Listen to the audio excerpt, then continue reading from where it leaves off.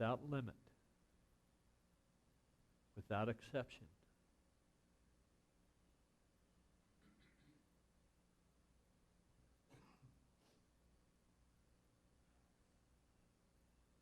We feel your love touching each and every one in this city, in this state, in this country.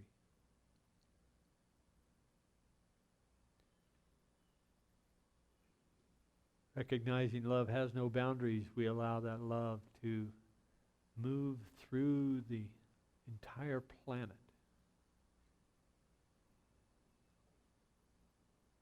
Knowing full well that there is plenty of love to spread around.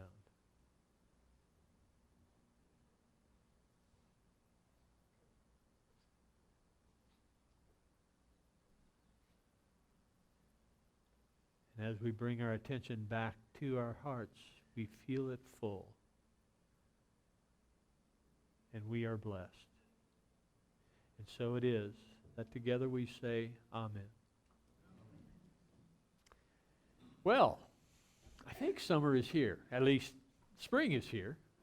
I'm about ready to get my studded snow tires replaced with regular tires, so hopefully summer is here. So,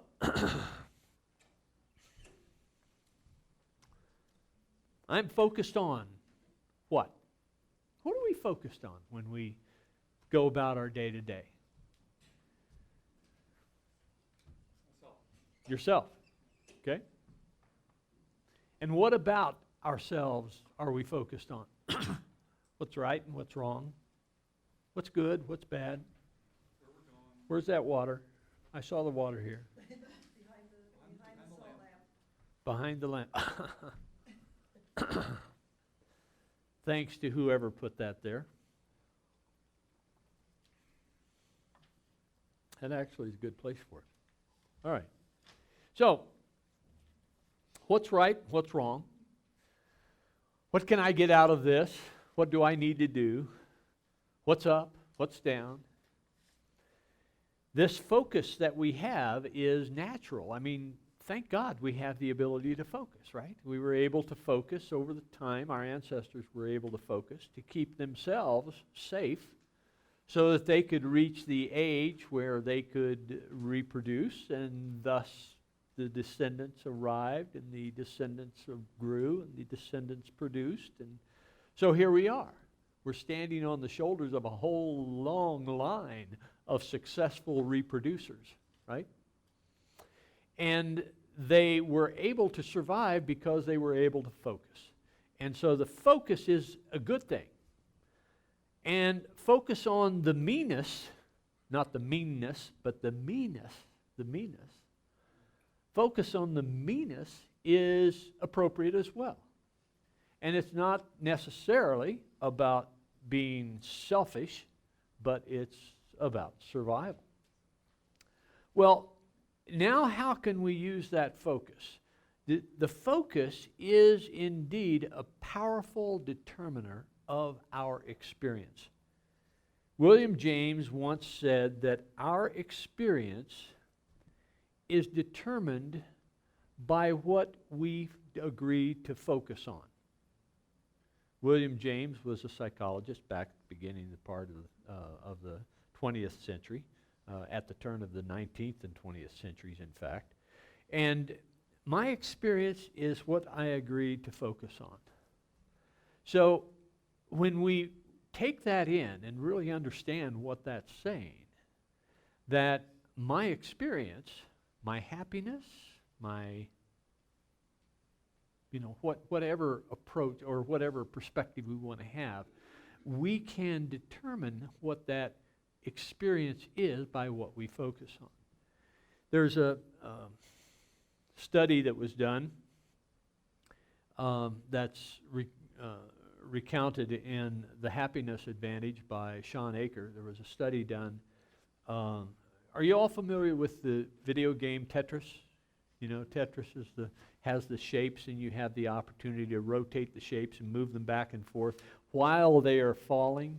And the intention is to allow as to set and arrange these shapes as they fall so that they actually fill up the line, and so you have higher scores based upon how many lines you have complete as this whole assembly is falling into your keyboard. So the Tetris the Tetris game was used as a means of testing individuals. They would be paid to play this game of Tetris, and they would be on the game for several hours a day, for several days at a time. And what they found was that the subjects that were playing this game started to see Tetris shapes everywhere they went, right? Not when they were on the game, but they would be walking down the street and they'd see a brick wall and they'd see different colors of brick in the wall, and they would start to equate the shapes of those same colored bricks to Tetris shapes, and they would mentally go through the process of seeing how they could rotate those shapes so that they would, right, as in the Tetris game. Well, obviously they weren't going to rotate those bricks in the wall, but nonetheless, that's where their attention went. That's what their mind started to gravitate to, was how to arrange these various shapes. They'd be walking down the street and they'd see the city skyline and they'd see the buildings and they'd say, maybe if I rotated that building that way, it would fit between those two buildings. And it became a matter of a mental predisposition of seeing shapes in their experience, and they would go through the process of rearranging these shapes. Well, that's a powerful statement of what our minds can get distracted by. It turns out that there is a reason for that happening. I mean, it just doesn't magically occur, but there is a reason for that happening. Studies have been made on the way the synapses in the brain activate. And in fact, when you have a series of thoughts, those thoughts arise because a certain pattern of synapses in the brain are firing, right? The synapses are actually the gaps between the neurons, and that the more you have a particular thought, the closer those synapses grow, so that there is less and less gap between the synapses. And the reason for that is that as the gap closes, the synapse will fire more quickly. Now, what's the survival advantage of that?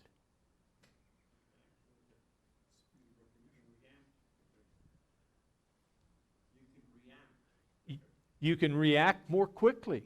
You see a saber-toothed tiger the first time, and you say, I wonder what that is. That's kind of a fuzzy thing. It's got big teeth. Ooh, it's got big teeth. Maybe I don't want to be too close to that. Well, okay, so you go through this reasoning process, and later, the next time you see a saber-toothed tiger, you say, well, pretty color, but boy, I don't want to be close to that. And the third time you see it, you say, oh, wow, I don't want to be close to that. And the fourth time you see it, you say, boom! Right? Well, the growing together of the synapses has a great survival characteristic, and thank God those synapses have grown together, because your ancestors were able to survive to that point of regeneration, right?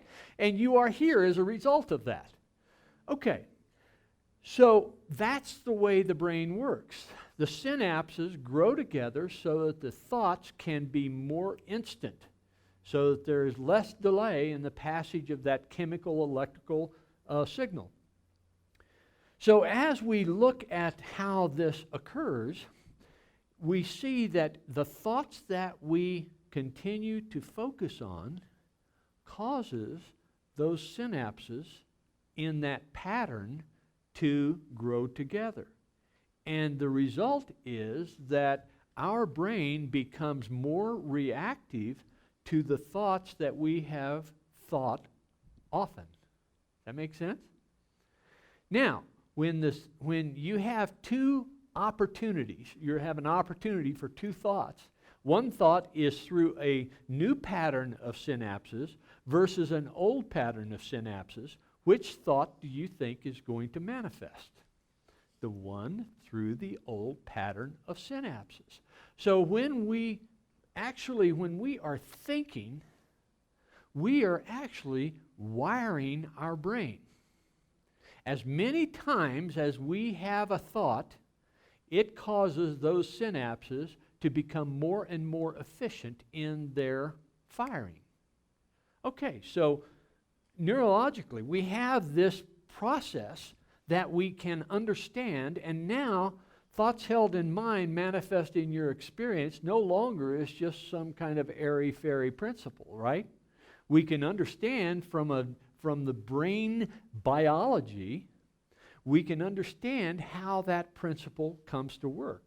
And if we take advantage of that, we can, in fact, grow our synapses together so that we, when walking down the street, can look at the skyline and see how we would rearrange the buildings to fall into a solid line. Or we could do something perhaps a little bit more constructive, right? We could do something more constructive in that we could construct an experience that is based on happiness. An experience that is going to be a series of thoughts that will continue to reinforce the fact that I can be happy. I can be happy right now. I don't need to have something out there go on that causes me to be happy, because now I'm just putting my happiness in the hands of conditions, circumstances, situations, other people, the political situation, whatever. Or we can take the power to ourselves, into ourselves. We can empower ourselves to practice the thoughts that are going to make us happy. We can rewire our brains intentionally. There was a study done also. You notice that I'm using Sean Akers' Happiness Advantage, that rewarded subjects for their ability to quickly scan a newspaper for the number of photos that were in that edition. So they had a bunch of people that would read the newspapers, and they found that a certain number of them would read that newspaper, scan it very quickly, come up with the right answer, which was 43 photos, and other people would take several minutes to scan the newspaper to come up with the total number of photos. And then they did a profile of the people that were quick and the people that were not so quick. The people that were quick had an attitude of optimism. The people that were not so quick had an attitude of pessimism. So the optimistic people were able to scan the newspaper within seconds. They would come up with the right answer. Now the reason was that in addition to the photographs that were in the newspaper, there was also a banner headline that was on page 3 that said, "Stop scanning." It was text. It said, "Stop scanning. The number of photographs in this issue is 43." And the people who noticed that were the ones that had an optimistic attitude. Isn't that interesting? Optimism allows you to have a broader vision than pessimism. The people who are pessimistic will be so focused on the task at hand that they will not recognize opportunities that will be in front of them. They will instead be so task-focused because they don't want to get it wrong, or they don't want to be tripped up, or they don't want to, they don't want to fail because I've done this task before, and maybe not counting the photos in the newspaper, but in general, I need to be careful about what I do, so I'm going to pay very close attention to the instructions that I have, to the exclusion of other aspects of my environment. And so we see this idea that, some people are just naturally lucky, and other people can't buy a break. Well, the people that are naturally lucky tend to be the ones that are optimistic. And what they're doing is they are seeing things other people are not seeing. They're seeing opportunities that come before them.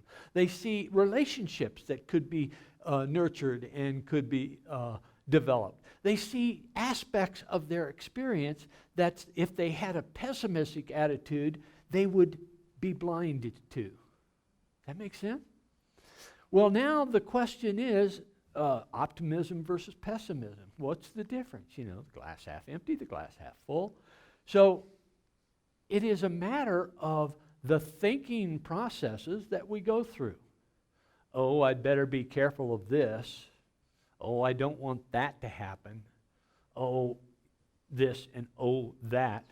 From a negative standpoint, looking at the negativism or the opportunity to look at their experience through negative lenses causes them to not see something that other people, the optimistic, would see. So it's not about the optimistic being lucky, it's about the optimistic having a broader vision, being able to identify things that are in their experience, that are in everyone's experience, right? It's just that their attitude allows them to have the perspective that others would not be able to pick up on. So we have the opportunity to rewire our brain. It has also been shown in another study that the people who focus on the negative will continue to be negative. The same process of rewiring the brain. If they focus on the negative, the synapses are going to react to the negative circumstances. If you focus on the positive, your synapses will react to the positive. And then if you have a negative condition and a positive condition that is before you, the people who have rewired their brain to focus on the positive are going to be what? Reacting to the positive. They're not going to let the negative is not even going to win the race. It's the positive situation that they're going to see because their thoughts have already been attuned to that kind of circumstance. So it's a matter of how we react to our experience, that what we see and what we focus on becomes our experience, as William James said. I had the opportunity yesterday Friday night and yesterday, to attend a workshop put on by Randy Ferguson. You guys have been involved with Randy Ferguson. Anybody else taking any Randy Ferguson workshops? Okay. This one was heart-centered leadership, 21 tools for effective leadership. 21 heart-centered tools for effective leadership. And in this, he has provided us, come on, there we go. I don't want to do that. Let's come up here.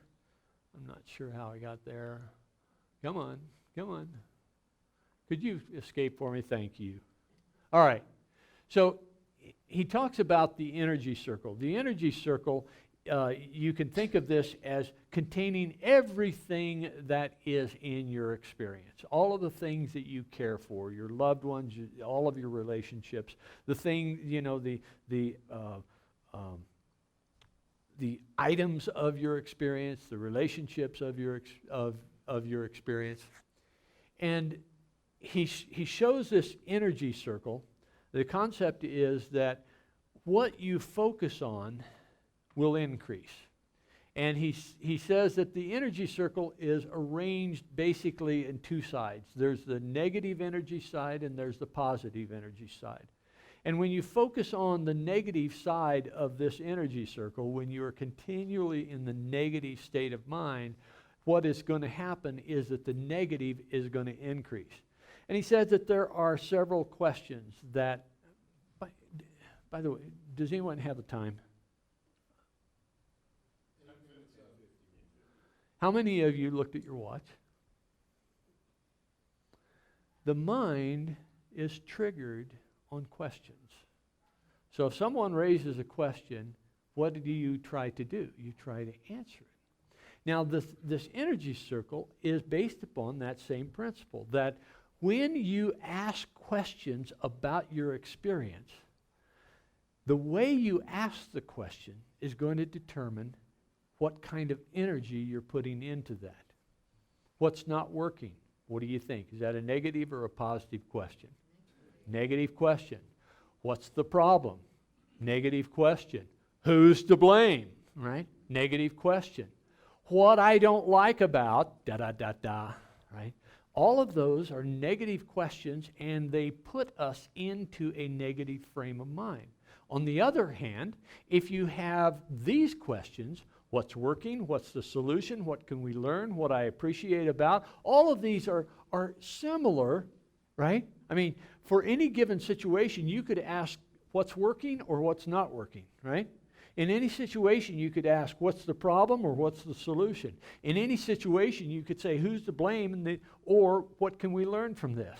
Or what I don't like or what I appreciate, right? In any situation, we can ask one or the other kind of question. And the question that we ask triggers our brain to follow to the answer, right? So what's the solution? That is far more effective in building a positive experience than who's to blame. Does that make sense? So this is not something that is magic. It's not woo-woo. It's not something that we have to say, well, that doesn't work for me. Actually, it works for everybody. It is built into the biology of our brains. And so what does this have to say about our ability, our power to construct our experience that is happy, productive, fulfilling, asking the right questions, asking the positive questions, putting in positive energy into our circle. So as we then look at this, we have this principle that if we judge, we will be judged, right? Who's to blame? What's the problem? What's not working? What I don't like about? All of that, those are questions that lead to judgment, don't they? And in those questions that lead to judgment, what's going to happen is we're going to be focused on the negative side of our experience.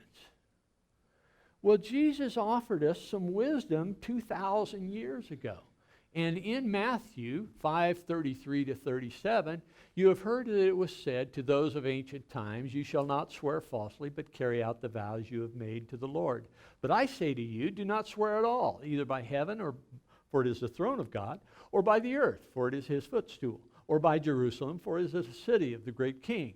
And do not swear by your head, for you cannot make one hair white or black. Let your word be yes, yes, or no, no. Anything more than this comes from the evil one. Anything more than this comes from that aspect of your consciousness which declares your separation from God and from each other. We call it the ego. If you are willing to say yes, yes, or no, no, what you're doing is you're saying that this is appropriate for me or this is not appropriate for me. Once you step into the realm of this is appropriate for her or this is not appropriate for her or him, what are we doing? We're stepping into judgment. Stay in the yes, yes, no, no. Stay in this discernment. Allow yourself to assess your conditions, the situations, the opportunities based upon how it is appropriate for you or not. Let go of trying to decide what's appropriate for that other person.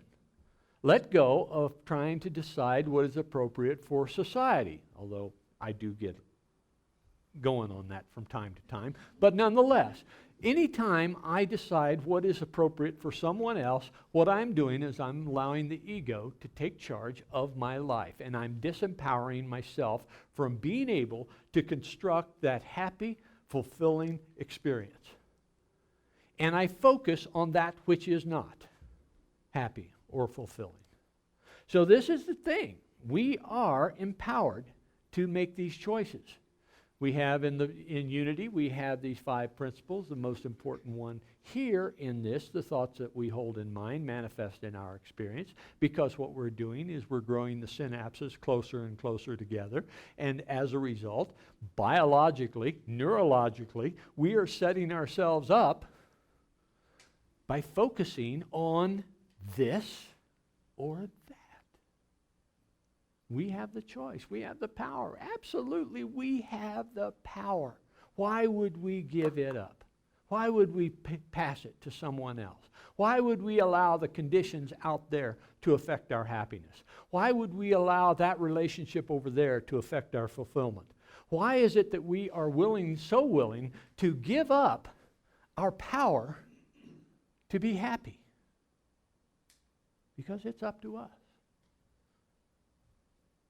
What we focus on manifests in our experience. We'll have our meditation. As we breathe into this moment,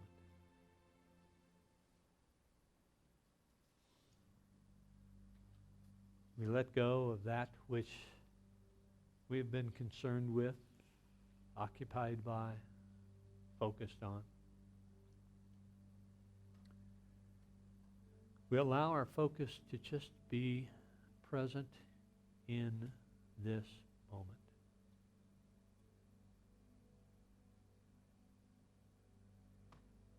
An effective tool for focusing that attention is just to focus on the breath. Notice how your breath fills your lungs. Notice how it feels.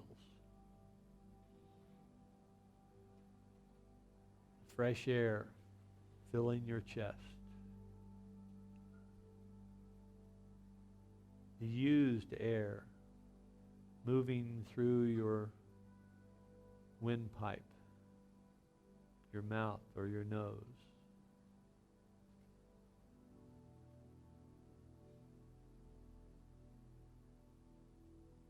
An effective tool is to locate one spot in that passage of air. And notice how the in-breath is cool and the out-breath is warm.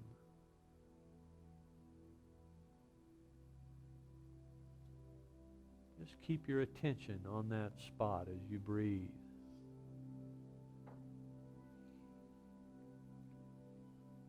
Notice everything that you can feel about that breath.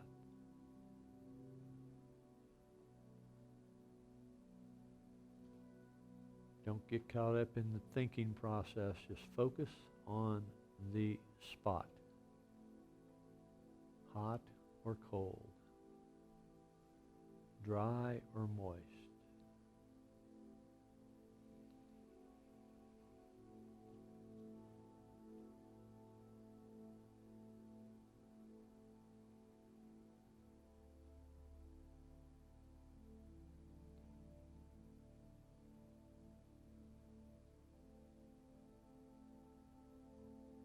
Keep your focus on the spot.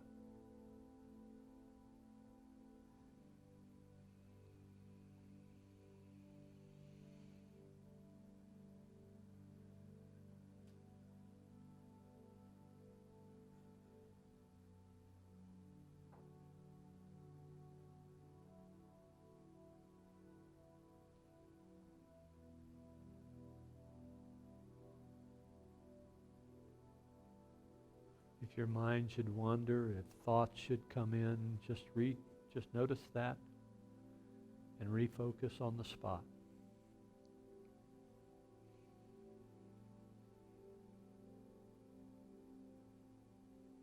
You're training your mind to increase its focus.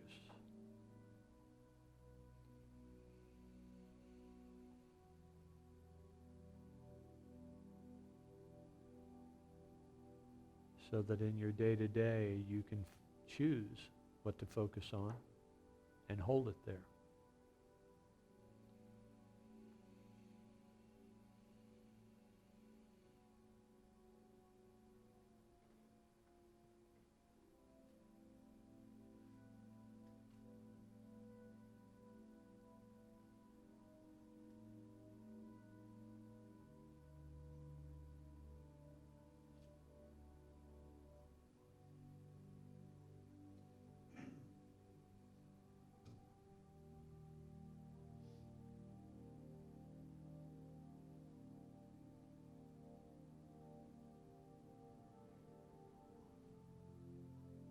Breathing in and breathing out.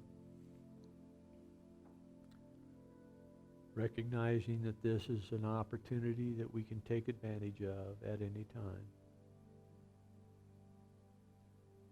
Even for a few short breaths. We come back into this time and space, sharing the words of the Lord's Prayer.